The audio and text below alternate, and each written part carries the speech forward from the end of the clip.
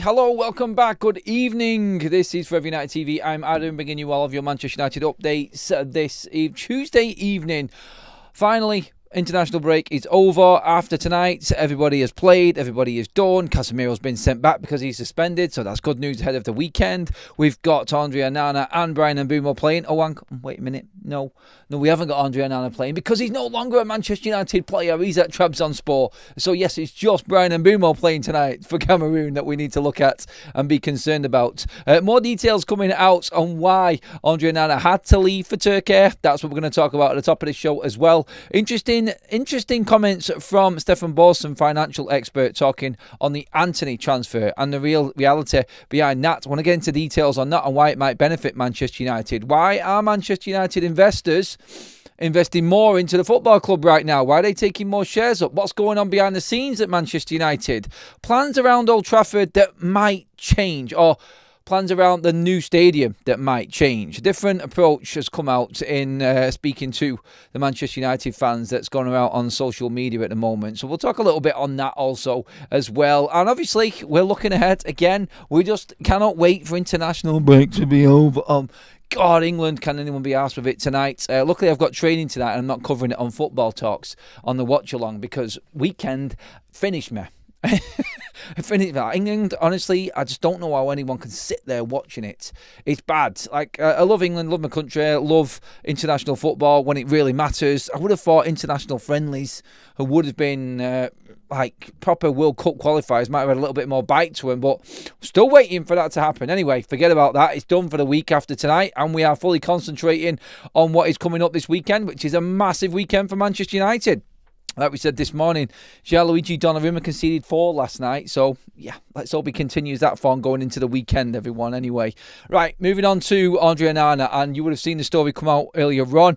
If you haven't, I'll tell it you right now. Manchester United were about to seal a deal with West Ham for Andre Onana and get a deal done. West Ham were interested in Onana. But the performance against Grimsby pretty much sealed the deal. It was no, it's not happening, because they watched the Grimsby game and they thought, you know what? Why the hell are we even bothering with this deal? And it gets worse for Andre Onana. More and more news has come out and more news is circulating around the situation of the hierarchy of the football club when Ruben Amorim wasn't too impressed with, and this has come from Nate Salt and Chris Wheeler from the Daily Mail. Now, we've been reporting about this for ages anyway, but this came originally from The Athletic. So, Laurie Whitwell talking about Ruben Amorim not being impressed with how Andre Onana started the summer. Over hamstring injuries, not fully fit, not fully ready, demanding a new contract, didn't go down with a football club. Well, the Daily Mail have gone a little bit further on it tonight by saying Sir Jim Ratcliffe supported the decision to ditch Andre Onana as Manchester United's number one goalkeeper, which has taken the Cameroon international by surprise. The man just gets more and more deluded week in, week out. Taking you by surprise. Okay. Right, I'll carry on and then we'll get into it as well. And we'll get into some more detail and get your thoughts on it. Amorim was unhappy that Onana suffered a hamstring tear on his second day of pre-season after returning from Cameroon, where a video emerged of him playing outfield on a muddy makeshift pitch with friends. We all know the video. And this is now being written in all of the media again. The United boss, who was also wary of Onana's admission becoming a distraction for Lamens. I said that myself, didn't I? I said you cannot have Onana there and have 3 goalkeepers behind a player that is just finding his feet at the football club, who's never played a game in the Premier League in his life. Can you imagine the pressure on the lad?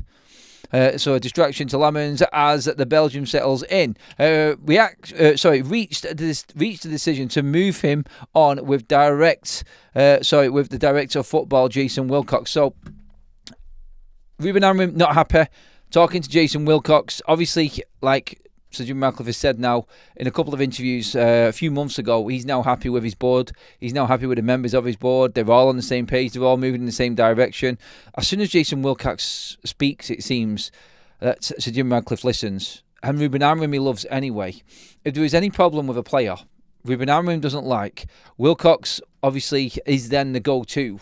And then if it hits Sir Jim Ratcliffe, it's the end of the line. You know it is. If Ruben and Wilcox are aligned and they get the decision that they want, or they agree on the same decision that they want, Sir Jim Ratcliffe will follow suit and he will back his people that he's brought in, because he's a big appointments for Sir Jim Ratcliffe in his Manchester United, the time he's been in charge of Manchester United for the football and operations or whatever you want to say he is doing. He's doing more than that, but still, while he's been here, these have been big players for him in terms of his staff and his shake-up of his whole management team and recruitment, and for that matter, coaches, everything. And so when them two are saying that they don't like something, you could always guarantee that Sir Jim Ratcliffe is going to bin them. He's going to do what he can to help his men out. This has been proven, obviously. Tyrell Malacia, isolated. Garnacho, isolated. Rashford, isolated. All of these players have been an issue with Ruben Amorim. Gone. See you later. Straight away. Rasmus Højlund was a problem. Gone. Like, no one expected him to go, but Ruben could not work with him, so he's gone. And this is it. Like, if you see a player that's not getting game time, and you could bring Cobby into this if you want, but I think it's a different story like we've said before. But some people will say the writing's on the wall for a lot of players. If you're not in this team, or you're seen as a bit of a problem, or there's any news that comes out that you're a bit of an issue, you're gone. Simple as. If Ruben doesn't like you, he's got his mate up in the big chair who is saying, nope, okay, you don't like him, I don't like him, see you later. Backing his man, fully behind him. And we've always said throughout the summer that Manchester United's manager Ruben Amorim has had plenty of backing, not just in the money that's been spent, but in the players that he's been able to move on. Like, this was his plan. When he was coming into Manchester United, Ruben Amorim was sold the Manchester United dream. Come in now or it's not going to happen ever. Okay, well, I'm going to need reassurances that when I come in here and drop the bomb, and completely unsettle everybody, you're going to back me. And Ineos have stuck to that, because that looks like is exactly what's happened. He's not been happy with hardly anyone in this squad, hence 2 contract extensions. Even, do you know what, Bruno Fernandes wasn't even a contract extension under Ruben Amorim. The players that could have been renewed have just gone. Like, Ruben's had none of it, and we haven't fallen into that same trap again. So Ruben Amorim came in, he completely shook everything up, and Ineos have backed him. So he's had more than enough backing in terms of what he's needed to get a cohesive sort of squad together, and a team that's going to play for him. At least give everything for him and take it on board of what he's actually saying. We're getting better. It's slow process, but we are getting actual better. It was supported, this is more on this report, sorry. It was supported by the minority owner Ratcliffe, who made his thoughts on Onana clear in March when he spoke publicly about the players who will still be costing Manchester United money in instalments owed to their old clubs following his investment in United. Yes, I remember that conversation. I think we all remember that conversation. He was naming Rasmus Højlund, he was naming Andre Onana, he was naming Jadon Sancho, players like this. Oh yeah, all have gone. All have left the football club. So, yeah, he is laying it out thick, Sir Jim Ratcliffe, in terms of what he thinks went wrong with Manchester United before he arrived. And he's got this honeymoon period because the players that he has brought in are still being judged right now. But everyone who was brought in before has been slung, gone, not good enough. And this is the reason. So he needs Ruben Amorim to work his magic. He needs this to work for Amorim. Otherwise, he's going to look like he's been a bit gun crazy and has gone in and just blown everything up. That's what Sir Jim Ratcliffe is known for in terms of his appointments with managers at Nice. We all know that. What was it, about 7 or 8 managers since he took over at that football club. He wants to make a mark and he wants to make a stance on being organised and being what's the word he uses all of the time? Like sustainable, profitable and successful. They're his favourite words when he's talking about Manchester United. So he's always going to back Ruben Amorim. And as soon as Andre Onana walked through the doors, and we all know that Onana and Ruben have a great relationship from last season, and he's always backed him. And he was talking about him coming back. He was always bigging him up, and the start of the summer pretty much nailed his coffin shut, and that was it. Getting a hamstring, not being fit, not following the programme like every other player, and then wanting a new pay rise, and all of this, it was just a decision that was made, and it was made easy for Manchester United when he went to Grimsby. United were close, apparently, and we're talking, West Ham were ready to buy Andre Onana, or not buy him, but loan him, and he turned up against Grimsby. Bang. There've been former players, I've seen a few interviews now talking about Manchester United taking a risk in moving Andre Onana on. I'm sorry. I look, a journalist and certain journalists that are close to Manchester United will have to be very careful with their words. They will have to be very careful in what they write and what they say on podcasts, because they will lose their connection with the football club. This is common knowledge. This is what happens. And so there will be very, very choice words, and you will get certain journalists coming out saying, well, I think it just got to a point where the fans were fed up.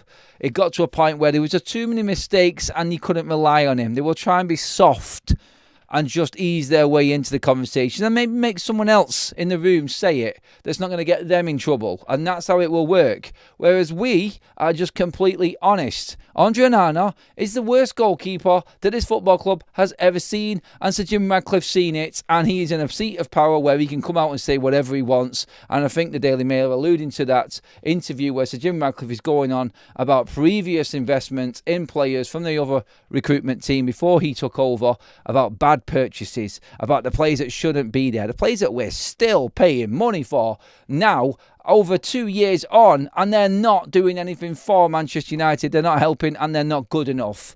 Bang, bang, bang. Summer's in. They're all gone. Job done. And that, I think, is the Andre Onana story. He had a chance.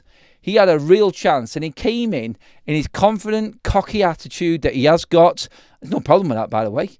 Every player should be confident and backing themselves. Whether you like it or not, they need to have belief in themselves. Otherwise, they're never going to make it. But this man just bordered on complete delusional. And I really do feel like everyone at Manchester United seen through what Andre Onana was. Particularly people that were new and just came into the club. Walked in and went, what is this? This is not Premier League level goalkeeping. I don't care what he did before. I've seen people online on Twitter, actually, saying Manchester United ruined Andre Onana. Yeah, you take him at your club then. And then let's have the same conversation. Oh yeah, by the way, what did they do? They put a reel up of the Champions League final against Manchester City. So we ruined Andre Onana's career. His whole career apparently was this one game. Where's the other reels? Where's the other games? Because I tell you what, you'll have more blooper reels than you will have great save reels of Andre Onana out online on social media. He was the worst keeper that Manchester United have ever spent money on, and one of the most expensive. In fact, was the most expensive one, sir? Yeah, I think he was. The most expensive goalkeeper in the club's history. I'm pretty certain I'm right with that, thinking back to the keepers we bought. Yeah. And the worst one.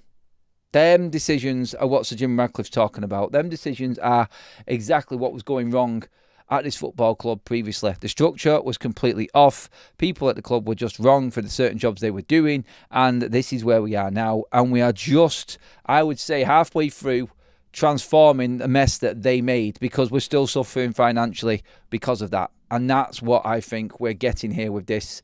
It is cut your losses where you can, make what money back you can, because the poor decisions that were made before it are never going to be able to be fixed or brought back level. We're just not going to get there. It's impossible. The players are shit, basically.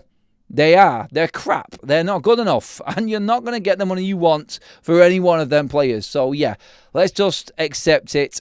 He's gone. The deal is done. It has been finalised today. He will never be back at Manchester United again playing football. He'll come back next summer, but he won't be back in this team. Nobody's crazy enough. I think the Premier League have seen it. No one's took him. All of Europe has seen it and not took him. And now we're at the end of the transfer window, and he's going to Trabzonspor. He finished 7th. No disrespect to them in the Turkish League last season. But it tells you everything, doesn't it? It really does. Get your comments in, everybody, please. Let me know your thoughts on this. Is it quite clear that Ruben has got the backing of Sir Jim Radcliffe? And until the end of the season and where we finish, I think he will continue to get the backing. So if there's any other players that are problems, I think Ruben Amorim is going to see them off. And Sir Jim Radcliffe will back him on it every single time. So, yeah, I think that's where we're actually at with this now. United are starting to be more like a football club and not a commercial brand. No more poster boy player, Rashford gone. Everyone else is expendable. If they're not performing, gone. Yes, exactly where United used to be. And this is why we never had players this poor. And we were able to compete for trophies year in, year out, because we got the right players in. We had the right mentality. We had the right standards. We had the right culture. We had that winning culture and mentality, the never say die attitude. It's just gone. The last 10 years has been killed by the poor running of this football club. But let's move forward. This is it. We're trying to fix it. It's pointless looking back. But the reasons of what happened before are why we are where we are now. I think we have to accept that more than anything. And Onana is exactly that. Right, let's get into some more comments on this. Please pile in, everyone. DH says, anyone could see he was the best erratic with error after error. It was at best erratic, sorry. Then we thought paying 43 million for someone that Inter got on free not long before was a good idea. Murto, Arnold, Ten Hag. That combination, that trio, the Three Musketeers. Wow. The work that they did that we are undoing right now, disaster for Manchester United. Need I say Erik Ten Hag already sacked by Leverkusen for what was going on? I don't even think Arnold and Murto had the power over SEG, who were running Manchester United by the sounds of it when Ten Hag was here. It's appalling how Manchester United allowed this to happen. Absolutely appalling. Glenn renewed his membership. He's 1 month away from being a gold member. 12 months. Glenn, legend, mate. Thank you very much. Says, what made the Onana deal worse that season was Arsenal got David Raya on a loan to buy for 2 million the same summer. And on top of that, we got rid of David De Gea for nothing and brought Onana in. When we should have probably been saying, what do we need more? Can De Gea stay for another year, then go for nothing? Extend his contract, trigger his extension, whatever you've got to do. Give him a 2 or 3 year deal, and then you could probably sell him on anyway. I know he was on high wages, but you could have gone out with the money you spent on Onana and Mason Mount and got a Declan Rice. Or you could have got a Harry Kane. The players that we really needed and would have come to Manchester United. But no, we went and got a second rate all the way through. And no disrespect to Mason Mount. He's a different type of player to Declan Rice, but we should have been going for Rice that summer. A word was it Rice would have walked to Manchester United as well. Still kills me right now. He'd have been perfect type of player for Man United. And now on the plane, wow, he finally caught something. I like that. Sheffield says that. Kieran says Ten Hag should finally expose himself as the CEO of SEG agency or whatever it's called. It's too obvious by now. Something so good. We've touched on that before. I'm not going to get back into old ground again, but yeah, you're dead right on that one. DH, to be fair, De Gea was making mistakes too, and his passing was poor, and the pens in the final was the last straw, especially on the big wages. Just Onana was an awful replacement. Yeah, no, mate, DH, very, very good comments. And you know what? I'm not going to go back and say United should have kept David De Gea. I was firmly in the boat of De Gea needed to go. And I'll gladly say that all day long. That was my thinking. He needed to go. We needed to move on from David De Gea. It was as simple as that. But, again, I thought we would have had something in us to know what we was bringing in and what we were actually buying in a goalkeeper. And we got it wrong. Completely wrong. So, yeah, never rely on certain people at Manchester United. I can rely on the recruitment team now because I think we've done good business. But from before, oh, wow. Yeah, I'm only saying I would have kept David De Gea now because Onana's been in and shown us what he really is. What I'm saying there was that I would hope that Manchester United, yes, United, the biggest club in the world, would be able to go out and buy the right goalkeeper to replace David De Gea. Not spend just under 50 million on an absolute clown. But we did. And now we're just turning the page and getting past it. Not in a very good way because it's costing us money, but a necessary way because he's out. And we have got another younger goalkeeper in. Fully agree with what was said there in the Daily Mail around Lamans being distracted and Onana being at the club unhappy would have been a real problem. Because we don't like Andre Onana as a goalkeeper, but as a guy and in and around Manchester United, he was loved. Everybody loved Andre Onana. He was the right character. But can you imagine if he got upset and felt like he was being hard done to or was being a nuisance and you got that clown factor, not happy and working the opposite way and working against what Manchester United were trying to build culture-wise? That would have been a different ball game. And again, one bad egg sends the whole nest. It does. It sends the whole nest sour, and that would have been the case again. United have made a big point this summer about moving out problem players, and we've seen them all go. I think Onana would have been the next problem, and if we didn't sell him, we would have had a big issue because he's liked at the club by certain players. But if he's unhappy about his game time, we've seen him kick off last season about his contract as well, then he would have been a problem. He would have been a problem. And we all remember going back to the Europa League quarter-final with what Matic said about him as well. Like, he was actually running his mouth after the performances that he'd actually put in at Manchester United. Again, like, ludicrous. I'd have loved Rice and Kane when he was available to world-class players. Instead, we bought total ponies. Adam, a funny thing is Erik ten Hag fell out with Onana during his last season at Ajax and dropped him. Onana refused to renew his contract and left for a free to Inter. That is mental. That is mental, that's AB. And Carl was the previous one about Rice and Kane as well coming in. Thank you for them comments, guys. Keep them coming in, everyone. I'm going to get as many as I can in tonight, as we always do. We had De Gea and Kovar there when we needed a centre-back, a midfielder and a top striker. That's a very good point as well. We did have Kovar, who featured for Bayer Leverkusen in one of their most successful periods in the club's history. Again, more painful decisions by Manchester United. And now you see what's happened with Vitek. Yes, he's gone out on loan right now, but he's signed a new deal. So that's important, I think. Rob Cross, not the darts player, I'm guessing. No, Rob. But welcome to the Members Club, mate. Thank you. Love that, buddy. Cheers for all the support again, everyone. All new members that have come through over today. We've had a few in. Thank you again. I think today's shown actually what the international break does to us, doesn't it? It's like looking at everything that's going on today. It's just like, end now, please, internationals, for God's sake. The Monday and the Tuesday in the last week for internationals is painful. It really is. I'm so glad that it's cut off today and we're done. That's it. See you later. No more internationals, and we can look forward to the weekend. This is the one. Don't forget, everybody, as well. I've just dropped the link in the live chats right there, which is for. Where's it gone? Where's my link gone? There it is. Bloody hell, that took ages to come up. Has Rob just so? No, sorry, mate. Rob, your membership thing came up twice, but sorry about that.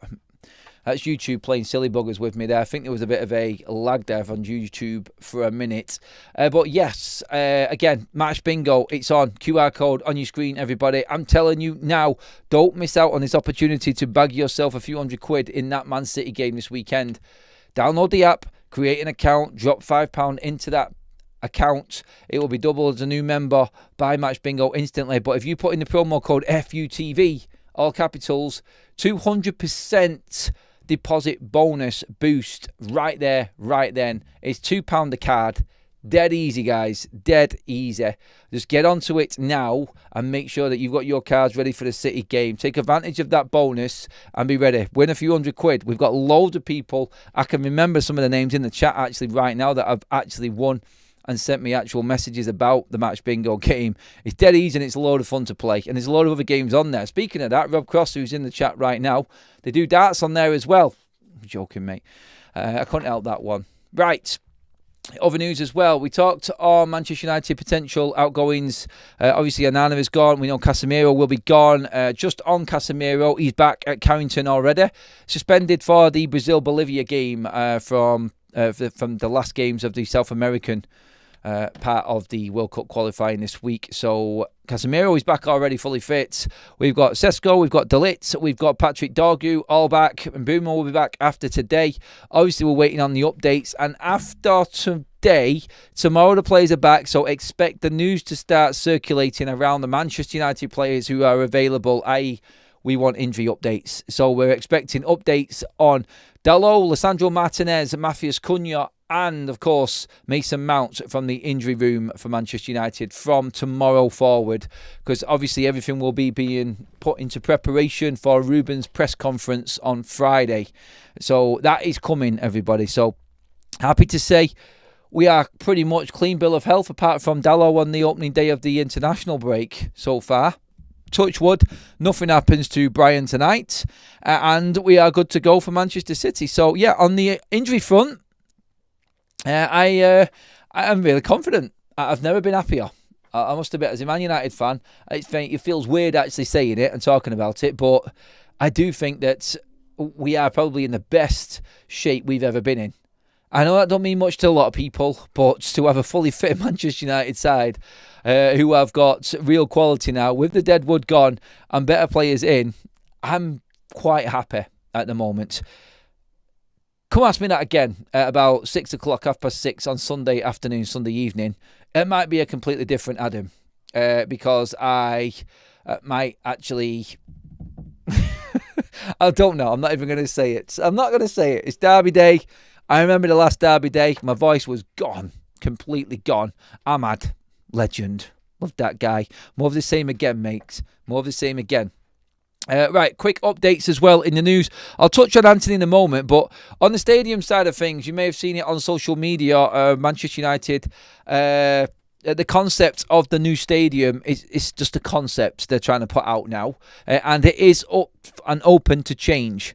So too is the options for people to come in and offer their services to redesign Old Trafford as well. That is still there, but it is thought that Sir Jim Ratcliffe will still push ahead with the original tent design, as everyone calls it, with the peaks, the three peaks, the trident peaks, as they called it on the design. There is no thought that Manchester United are going to move away from that, but obviously it is just a concept and it is open to change. That's all they're saying. But Sir Jim Ratcliffe ideally wants his stamp on this. This is his legacy. This is Ineos coming into Manchester United. We're not going to mention about the land that Ineos own around Manchester United, which will have to be bought up, and then Ineos become richer and all of that. But no, this is what he actually wants, I feel, and I do think that we are going to see that type of... Yeah, we are going to see that stadium. That's the bit of other news that's floating around at the moment. Manchester United still obviously open to different ideas coming in, but their main idea is that one. That is the stadium they want. That is the stadium they're going to push. And Sir Jim Ratcliffe usually gets what he wants. That, I think, is everything that's... I think it's... I can't see it changing. Look, this sort of news just pops out every so often just to, I think, appease fans and just make it look like they're still thinking about it. They know what they want and they know what they're going to get.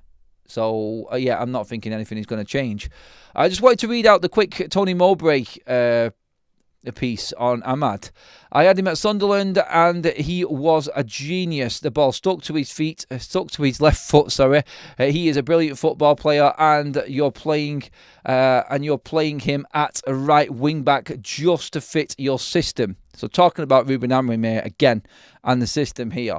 He should be sitting people on their backside and scoring wonderful goals like I know he can. Why is he chasing people back into his own box? Tony Mowbray, former Sunderland manager, when Ahmad was there on loan. Obviously, he had a fantastic period on loan, Ahmad, at Sunderland, and was a cult legend there with the Black Cats. But, again, everybody going in on Ruben Amorim's system.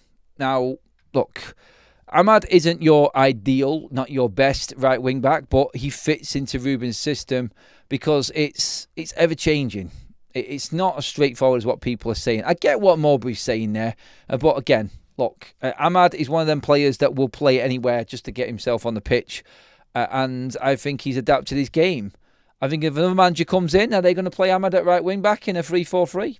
Not a chance, no. But this is Ruben. This is Ruben's team. So it's all right for people to stand by and have a go at Ruben Amorim. Previous managers having a go at Ruben for what he's doing right now. But how good were they in the top level when they were managing? So yeah, I get what Tony Mowbray said. And yes, Tony Mowbray, it was in the Championship, wasn't it? It wasn't in the Premier League.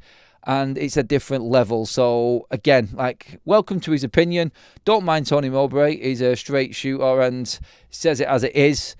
But yeah, maybe get back in your lane. Look, am I defending Ruben too much there? Is he tweaking too much with this system? It's open for debate, isn't it? Everyone's got an opinion on what Ruben's doing right now. The only way that Ruben's going to turn anything around is if he starts winning games.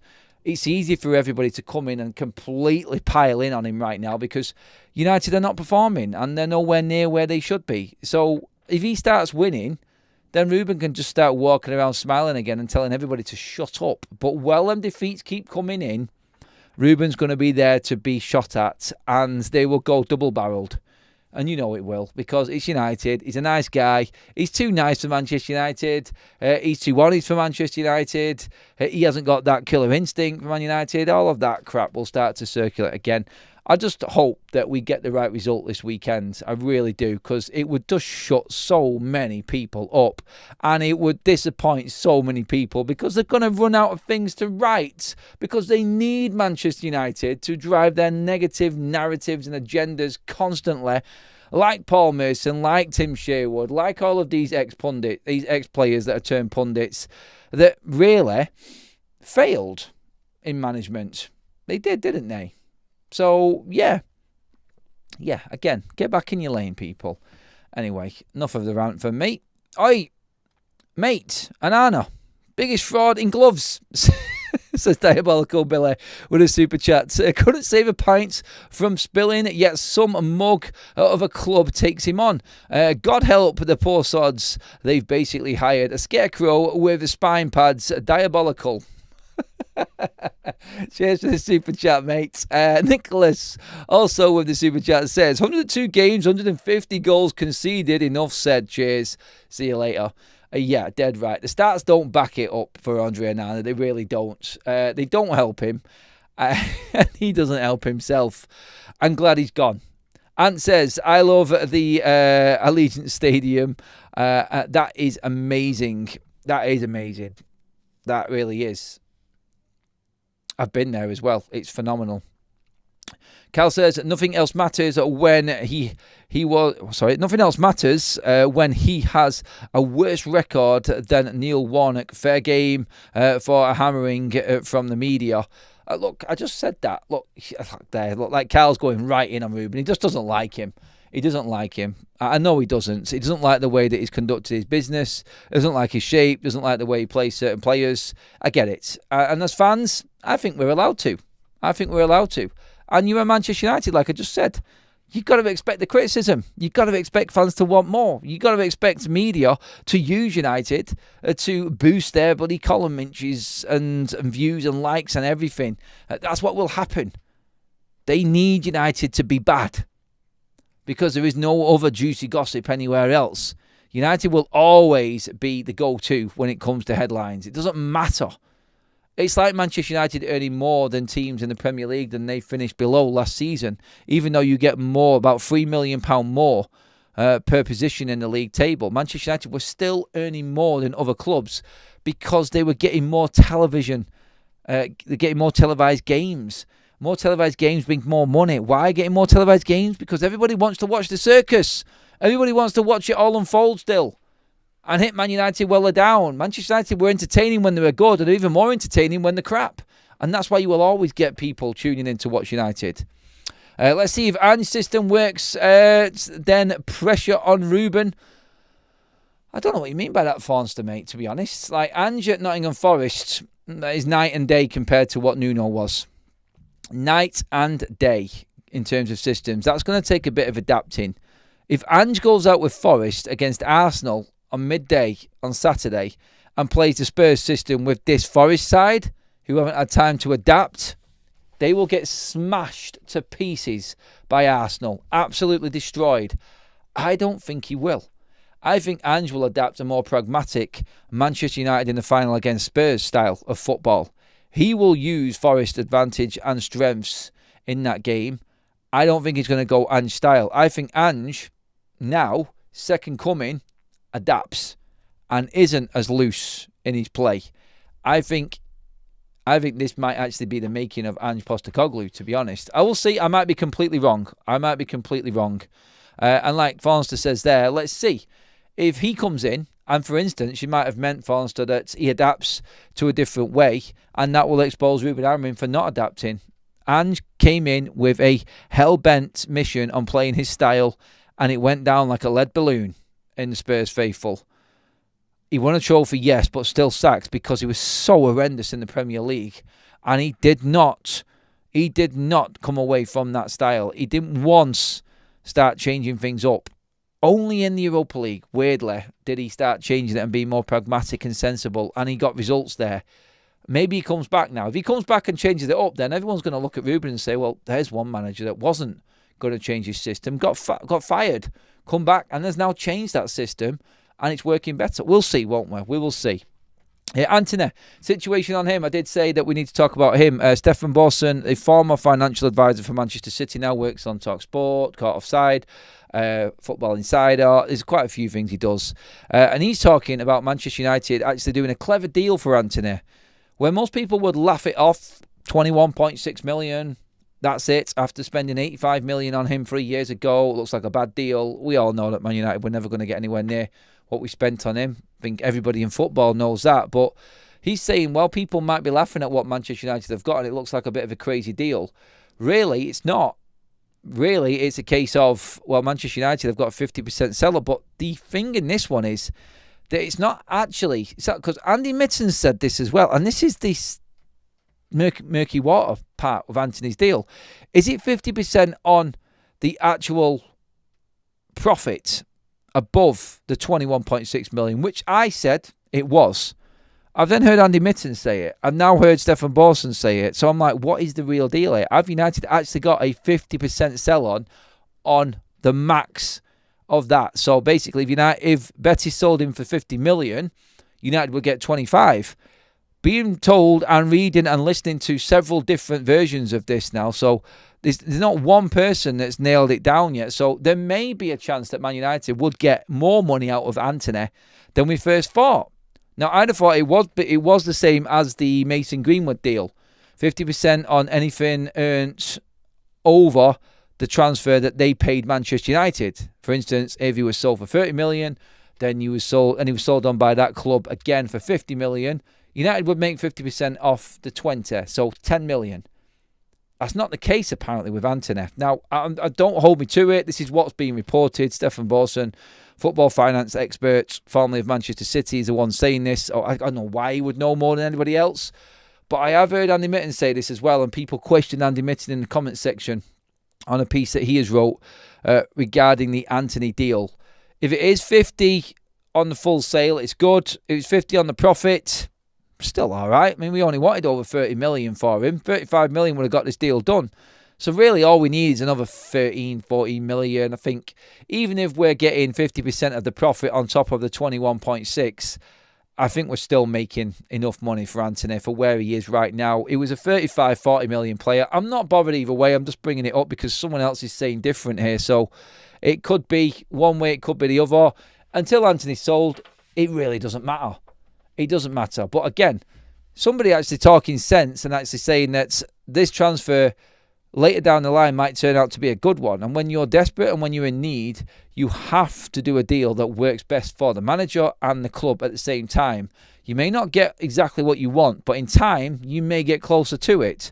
So where certain people are saying that Manchester United are ridiculous for accepting 21.6 off a £85 million player, there's that United agenda and narrative again. Look at the loss that United have made. Well, no, go back and talk about it sensibly. And when you talk about it sensibly, Manchester United used to be run by numpties. And we overpaid for Antony massively. So let's not look at what United are doing now. Let's look at what United did do. Because that regime and everybody involved in that transfer has now left the football club, including the bleeding player. So let's look at that. Honestly, again, I just said it before. The media will jump onto anything they possibly can to downtrodden Manchester United, and we are always going to be fighting that. Man United have got a good deal for Antony, I feel. It was the right deal. His wages are gone.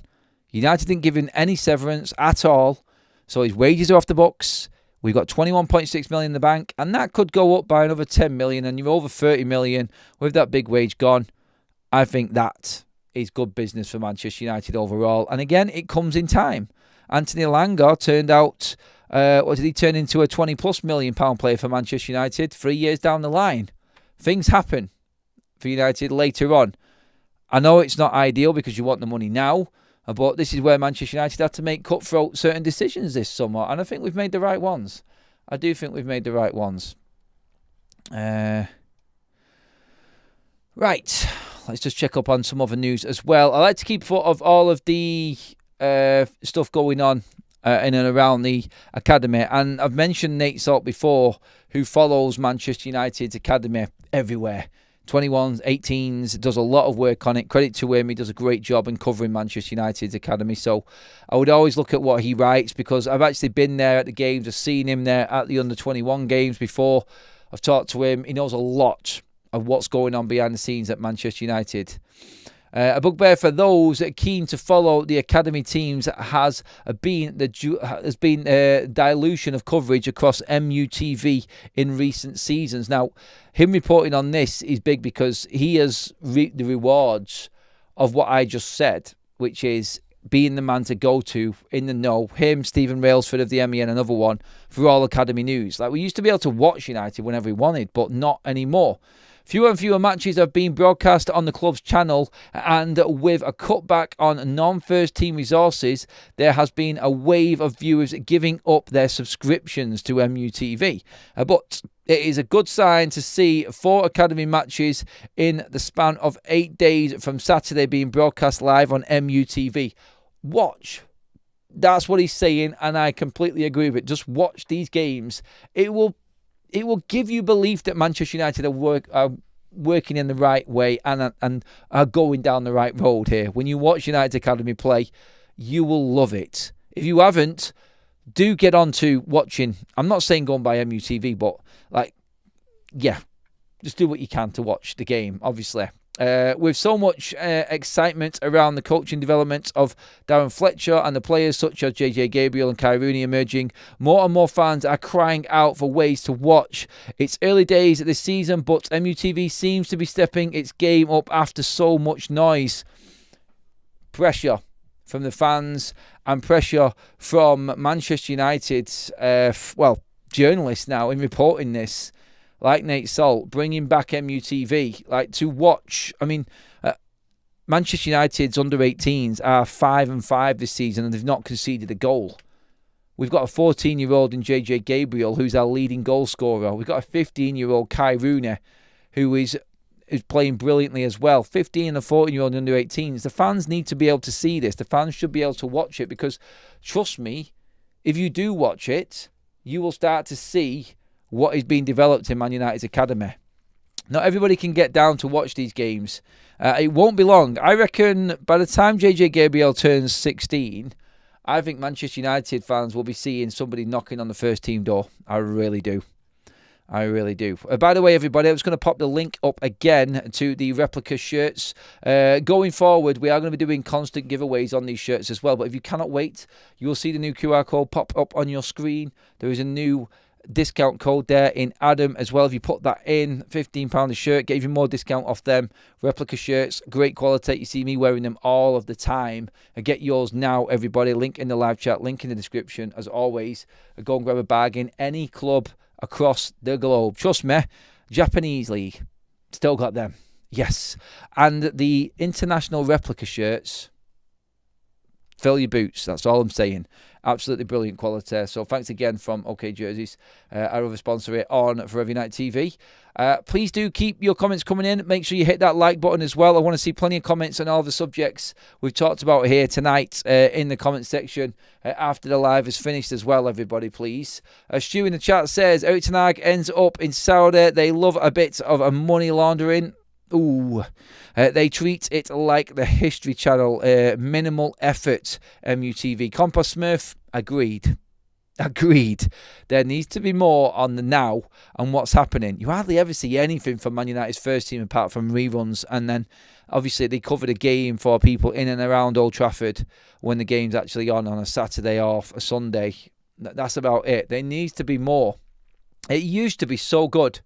It used to be so good, that MUTV channel. I used to watch it years ago when the likes of Giuseppe Rossi and Ebanks Blake were coming through Manchester United. It was brilliant. I used to love it. I used to always tune in every single, I think it was Friday nights, I think even some Monday and Tuesday nights as well. They do need to bring it back. Honestly, they will see a surge in subscriptions again. They really would. D8 says, it can't be that having the youth matches on MUTV is causing less people to go to the games. Surely because anyone around the world would watch on MUTV. Look, did I say it wrong? Did I explain that wrong? Different? The surge of Manchester United fans cancelling their subscription is what we said, because there isn't as many games on. There's not as much coverage. So they wouldn't tune into MUTV. That was the only place you could watch Manchester United games, or youth games anyway. MUTV is appalling, to be honest. It's an afterthought. There you go. People saying what they think. Right, I'm going to wrap things up there, everybody. Please give me a like on the video if you're loving the content. The quiet time is nearly over. It's about to get crazy again. All the build-up starts again. Oh, we've got another super chat right in at the end there from Diabolical. He's got the best name going there, to be honest. Thanks again, buddy. Transfer season, a bloody crime scene. Sir Ratcliffe, laughing on the Côte d'Azur, swilling champagne, blowing the budget on snake oil cruise and snake oil curse to dodge the Grim Reaper, while the fans get served a squad fit for Sunday League. Let's just see, mate. I take it you're not happy with the transfer window, though. But thank you for the super chat, mate. Very detailed in both of them that you've put in there tonight, mate. Love that. Love the support on the channel, everybody. Thank you very much for tuning in. Please get your comments in. I'll read through them throughout the night as well. And then we'll be back at 8 o'clock in the morning, everybody. Thanks again to all the mods. Great job in there. Thank you for all the super chats. New members.